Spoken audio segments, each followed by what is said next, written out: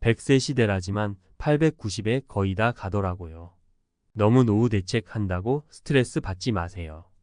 다 쓰지도 못하고 아둥바둥하다가 어느 날 안 보여요. 현대 사회에서 노후 준비는 누구에게나 중요한 이슈로 자리 잡았습니다. 100세 시대라고는 하지만 많은 사람들은 8090세에 대부분 세상을 떠납니다. 그럼에도 불구하고 노후 대책을 위해 지나치게 스트레스를 받는 사람들이 많습니다. 사실 일생 동안 열심히 모아둔 돈을 다 쓰지도 못하고 병상에 누워 있거나 갑작스럽게 세상을 떠나는 사례를 주변에서 어렵지 않게 볼 수 있습니다. 우리는 이 현실을 직시하고 돈을 위한 삶보다는 삶을 위한 돈을 모아야 할 필요가 있습니다. 노후 자금 때문에 목동 아파트 처분, 쌍문동으로 밀려난 퇴직자의 생존기라는 주제로 한 정보를 기반으로 노후 대책에 지나치게 매달리는 것이 실제로 얼마나 큰 스트레스를 유발하고 때로는 과도한 걱정이 오히려 삶의 질을 떨어뜨리는 결과를 가져오는지 살펴보겠습니다. 이를 통해 우리는 노후 준비와 관련해 어떻게 균형을 맞추고 행복한 노후를 보내기 위한 보다 현실적이고 긍정적인 접근법을 고민할 수 있을 것입니다. 목동에서 쌍문동으로 밀려난 퇴직자의 이야기. 많은 중장년층이 은퇴 후 자신의 삶을 재정적으로 안정되게 유지하기 위해 주거지를 이전하는 결정을 내립니다. 그중 한 사례로 목동의 아파트를 처분하고 도봉구 쌍문동으로 이사한 60대 퇴직자 김 씨의 이야기를 소개하려 합니다. 김 씨는 목동에서 30년 넘게 살아온 사람이었습니다. 자녀들도 모두 목동에서 성장했고 가족 모두가 이 지역에서의 삶에 익숙했습니다. 그러나 김 씨가 퇴직한 후 갑작스럽게 줄어든 수입과 증가하는 생활비로 인해 재정적 압박이 크게 다가왔습니다.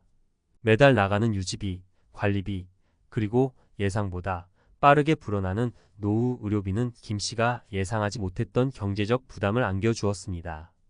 결국 김 씨는 큰 결정을 내렸습니다. 목동 아파트를 팔고 비교적 저렴한 주거지를 찾아 도봉구 쌍문동으로 이사를 한 것입니다. 이사는 재정적인 여유를 찾기 위한 선택이었지만 김 씨는 자신이 진정으로 원했던 선택은 아니었다고 회상합니다. 그에게 목동은 단순한 주거지가 아니라 인생의 큰 부분이었기 때문입니다. 그러나 노후 자금을 확보해야 한다는 절박한 필요성에 김 씨는 결국 자신의 보금자리를 떠날 수밖에 없었습니다. 사례 1. 과도한 노후 대책의 함정. 첫 번째 사례는 김 씨처럼 퇴직 후 재정적 압박을 느껴 자신의 주거지를 포기해야만 했던 경우입니다. 김 씨의 상황을 보면 그는 사실상 건강하고 활발하게 인생을 살 수 있는 나이에도 불구하고 과도하게 노후 자금에 신경을 쓰며 불안한 삶을 살게 된 것입니다. 목동 아파트라는 재산을 지키기 위해 애를 쓰다가 결국 더 저렴한 곳으로 이사하게 되었고 이 과정에서 김 씨의 삶의 질은 떨어질 수밖에 없었습니다. 김 씨의 사례는 우리에게 중요한 교훈을 줍니다.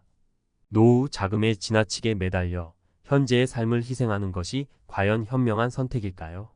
노후에 대비하는 것이 중요하긴 하지만 현재의 삶을 너무 많은 스트레스 속에서 살아가게 된다면 과연 그 대비가 우리에게 어떤 의미가 있을까요?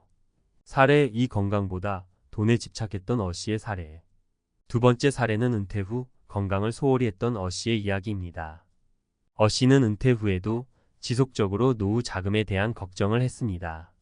그는 평생 모은 돈을 아껴서 자식들에게 물려주고 싶다는 생각에 지나치게 돈을 아끼며 살았고 건강검진이나 병원 진료를 받을 때도 항상 비용을 염두에 두었습니다. 하지만 75세가 되던 해 어 씨는 심각한 병을 앓게 되었습니다. 평소 작은 증상을 무시하고 치료 비용을 아끼기 위해 병원을 자주 가지 않았던 것이 결국 큰 병으로 이어진 것입니다. 그제서야 어 씨는 자신의 삶에서 건강이 가장 중요하다는 것을 깨달았지만 이미 너무 늦은 상황이었습니다. 결국 모아둔 노후 자금의 대부분을 병원비로 사용하게 되었고 이후에는 경제적 여유도 건강도 모두 잃게 되었습니다. 어 씨의 사례는 노후 준비에 지나치게 집착하는 것이 건강을 해칠 수 있다는 사실을 보여줍니다.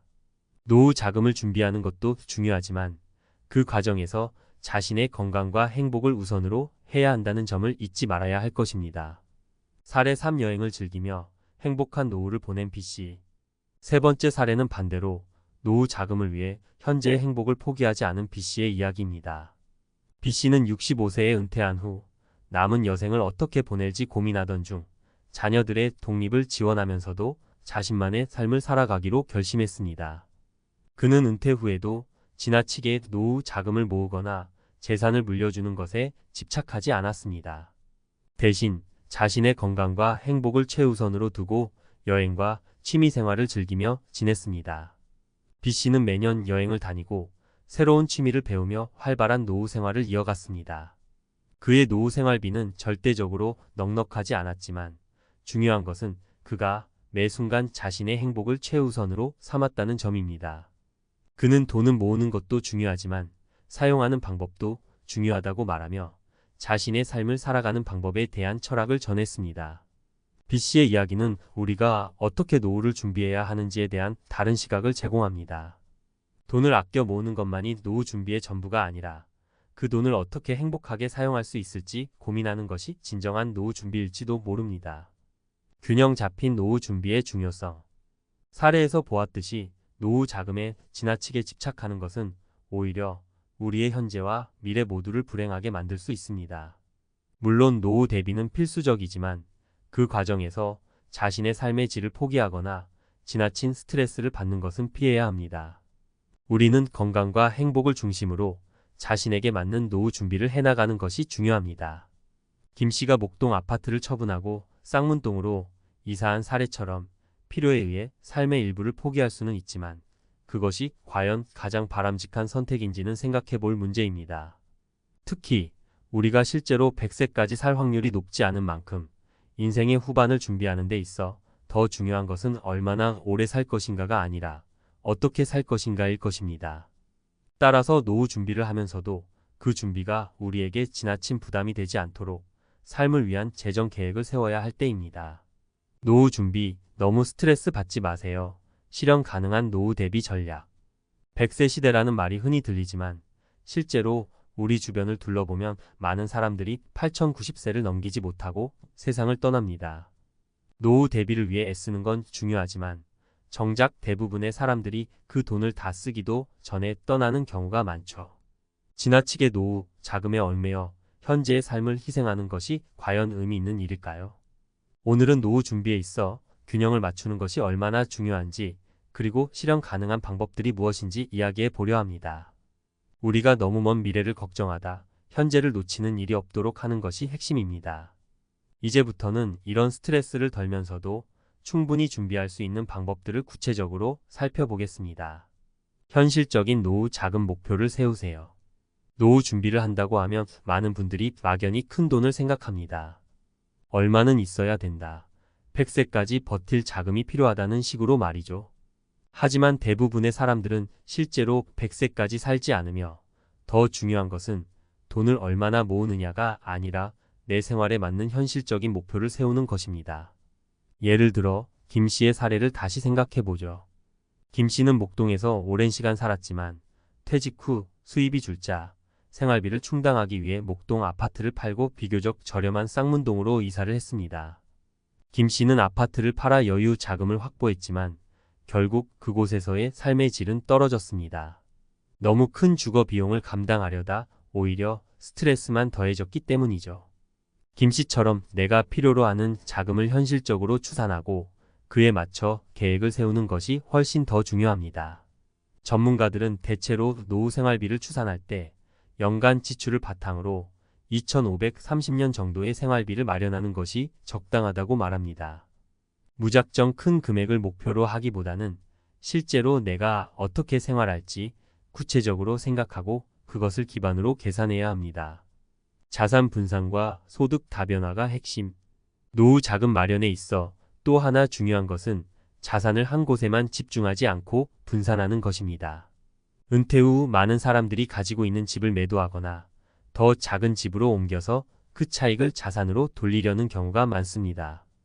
하지만 중요한 것은 그 돈을 다양한 방식으로 활용할 수 있는 계획을 세우는 것입니다.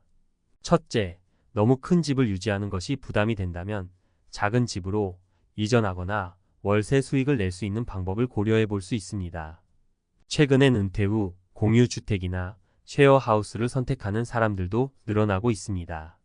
자녀들이 모두 독립한 뒤 큰 집을 유지하기보다 필요에 따라 작은 집으로 옮기고 남은 자산을 다른 방식으로 투자하는 것이 재정적으로 더 효율적일 수 있습니다. 둘째, 소득 다변화를 통해 퇴직 후에도 일정한 수입원을 유지하는 방법을 고려해야 합니다. 김 씨의 경우처럼 퇴직 후 아파트 매각을 통해 목돈을 마련한 것만으로는 안정적인 수입원이 되지 않습니다. 일례로 퇴직 후 소규모 투자, 취미를 살린 자영업 혹은 프리랜서로 일할 수 있는 방안을 고민해 볼 필요가 있습니다. 은퇴 후에도 소득이 지속적으로 발생할 수 있다면 자산의 빠른 소진을 막을 수 있기 때문입니다. 지나친 절약보다는 건강과 행복에 투자하세요. 노후를 준비하면서 많은 사람들이 절약을 우선시합니다. 하지만 지나친 절약이 오히려 삶의 질을 해칠 수 있다는 사실을 기억해야 합니다.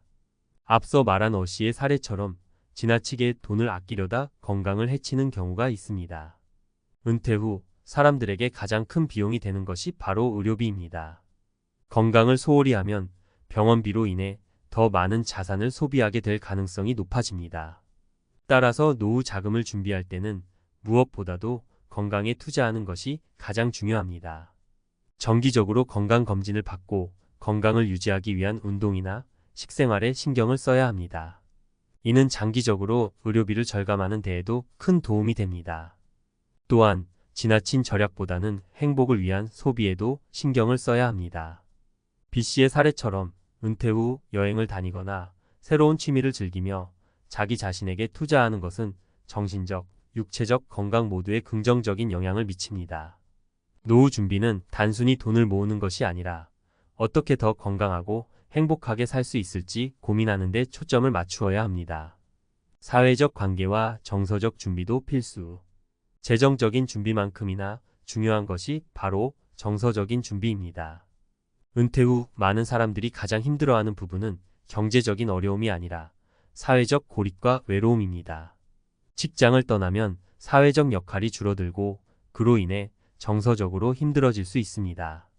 김 씨의 경우에도 목동을 떠나 쌍문동으로 이사하면서 생활비는 줄였지만 익숙한 사회적 관계와 커뮤니티를 떠나는 것이 큰 스트레스로 다가왔습니다.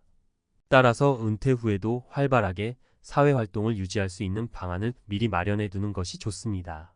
자원봉사, 동호회 활동 혹은 지역사회에서의 역할을 찾아서 꾸준히 인간관계를 유지하는 것이 중요합니다. 이는 정서적 안정감을 주고 우울증 등 정신건강 문제를 예방하는 데에도 도움이 됩니다. 또한 은퇴 후의 삶에 대해 긍정적으로 바라보고 유연한 사고를 가지는 것도 필요합니다. 은퇴는 삶의 끝이 아니라 새로운 시작입니다. 경제적인 준비는 물론이지만 그와 함께 자신이 진정으로 하고 싶은 것들을 실천하는 것도 중요한 노후 준비입니다. 새로운 목표를 세우고 그 목표를 이루기 위한 작은 도전들을 통해 은퇴 후에도 보람을 느낄 수 있는 삶을 만들어가는 것이죠. 얼마나 오래 살 것인가 보다는 어떻게 살 것인가에 집중하세요. 노후 준비는 결국 삶의 질을 높이는 준비입니다. 단순히 100세까지 살 것이라는 전제로 무작정 큰 돈을 모으기보다는 현실적인 작은 목표를 세우고 그 자금을 어떻게 사용할지 계획하는 것이 중요합니다. 그리고 무엇보다도 내가 어떻게 행복하게 살 것인가에 대한 고민이 함께 이루어져야 합니다. 노후를 준비하는 과정에서 지나치게 스트레스를 받기보다는 건강과 행복을 우선으로 하고 여유 있게 살아가는 방안을 찾아보세요. 너무 먼 미래만 걱정하다가 현재의 삶을 놓치는 일이 없도록 내 삶을 주도적으로 설계해보는 것이 행복한 노후의 시작입니다. 위에서 말씀드린 내용을 요약해드리면 노후 준비는 단순히 돈을 모으는 것 이상의 의미를 가지고 있습니다. 100세 시대라고는 하지만 실제로 많은 사람들이 8090세에 이르러 세상을 떠납니다. 우리가 너무 먼 미래만을 걱정하고 지나치게 돈을 모으는 데 집중하면 정작 중요한 현재의 삶을 잃어버릴 수 있습니다. 첫째, 현실적인 목표를 세우세요. 무작정 큰 금액을 모으려 하기보다는 내 생활에 맞는 목표를 세우고 그에 따라 준비하는 것이 중요합니다. 목동 아파트를 처분하고 쌍문동으로 이사한 김 씨처럼 지나치게 큰 주거 비용을 감당하려다 오히려 삶의 질이 떨어지지 않도록 주의해야 합니다. 둘째, 자산을 분산하고 소득을 다변화하세요. 한 가지 자산에만 의존하지 않고 다양한 투자나 소득 창출 방법을 고려하는 것이 필요합니다. 월세 수익을 얻을 수 있는 집을 구하거나 은퇴 후에도 소규모 투자를 통해 소득을 유지하는 방법도 있습니다. 셋째, 건강과 행복에 투자하세요. 지나친 절약으로 건강을 해치는 것보다 건강을 유지하기 위한 투자와 적당한 소비가 더 중요합니다. 의료비를 줄이기 위해서는 정기적인 건강 관리가 필수적이며 자신에게 행복을 주는 소비도 함께 고려해야 합니다.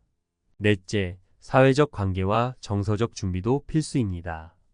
은퇴 후 경제적 준비뿐만 아니라 사회적 관계를 유지하고 정서적으로 안정된 삶을 준비하는 것이 매우 중요합니다. 자원봉사나 동호회 활동을 통해 새로운 인간관계를 형성하고 은퇴 후의 삶을 긍정적으로 바라보는 유연한 사고를 가지는 것이 필요합니다. 결론적으로 얼마나 오래 살 것인가 보다 어떻게 살 것인가가 중요한 질문입니다. 노후 준비는 현재의 삶과 미래의 행복을 위한 것이지 돈에만 얽매인 준비는 우리 삶의 가치를 떨어뜨릴 수 있습니다. 행복하고 건강한 노후를 위해서는 현실적인 계획과 균형 잡힌 준비가 필수적입니다.